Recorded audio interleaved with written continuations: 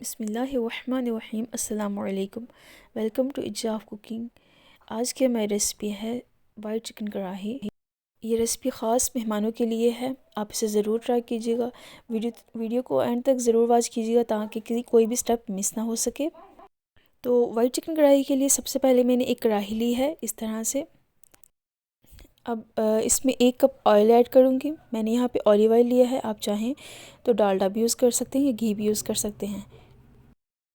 1 cup oil add करने के बाद मैंने यहाँ पे 2 बड़ी इलायची ली है और 1 खाने का चम्मच ज़ीरा ऐड किया है। इन दोनों का तड़का लगाएंगे। उसके बाद मैंने आधा किलो चिकन को अच्छी तरह से धो के एक साइड पे रख लिया था। अब ऑयल में जो हमने इलायची और ज़ीरा ऐड किया था वो हल्का हल्का ब्राउन शुरू हो जाएगा। उसके बाद यहाँ पे चिकन ऐड कर लूँगी। चिकन को अच्छी तरह से भून लेंगे जब तक वाइट हो जाए। इसको भूनते रहेंगे। ध्यान रखिएगा कि ये नीचे ना लग जाए, इसलिए मैं चम्मच की मदद से इसको हिलाती जाऊंगी।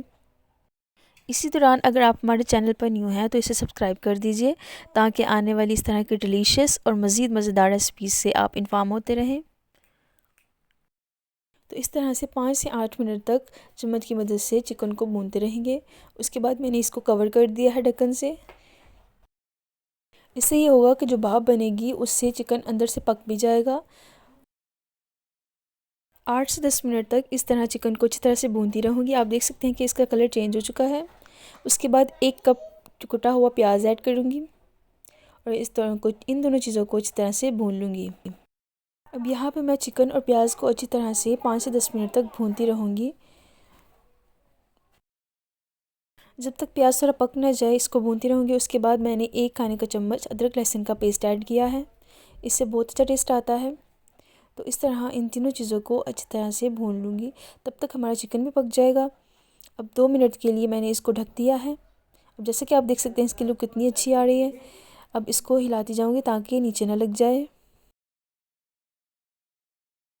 तो इस तरह से 3 से 5 मिनट तक भूनने के बाद मैंने आधी कप ग्रीन मिर्चें कुटी हुई ऐड की हैं।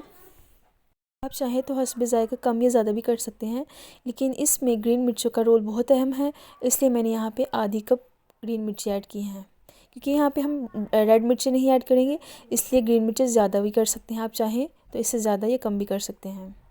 तो इन तीनों चीज़ों को अच्छी तरह से अब भूनती रहूँगी जब तक कि थोड़ा सा ग्रीन मिर्चें जो हैं वो थोड़ी पक ना जाएँ। ग्रीन मिर्चों को चिकन में भूनने के बाद मैंने 1 कौली इसमें दही लिया है और दही ऐड करके इसको अच्छी तरह से इसकी भुनाई कर लेंगे।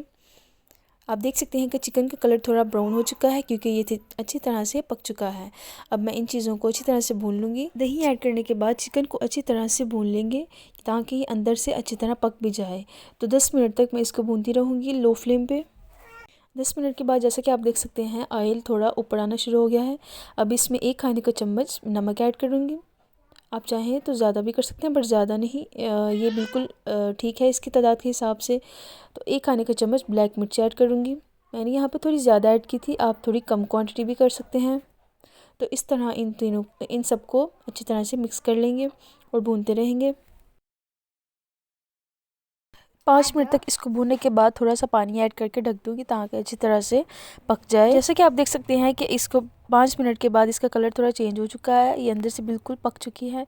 अब इसमें मैंने 1 टेट्रा पैक क्रीम का फुल क्रीम ऐड कर ली है। थोड़ी सी हमने रख ली थी वो गार्निशिंग के लिए, बाकी मैंने इसका फुल पैक ऐड कर दिया है। क्रीम ऐड करने के बाद इसको चिकन की ग्रेवी अच्छी तरह से मिक्स कर लेंगे और इस तरह से इसकी ग्रेवी बन जाएगी। अब 2 से 5 मिनट तक इसको बस पकाएंगे। इसकी ग्रेवी बहुत ही अच्छी, इसका टेक्सचर हो चुका है, ना ही ज़्यादा पतली है और ना ही ज़्यादा गाढ़ी।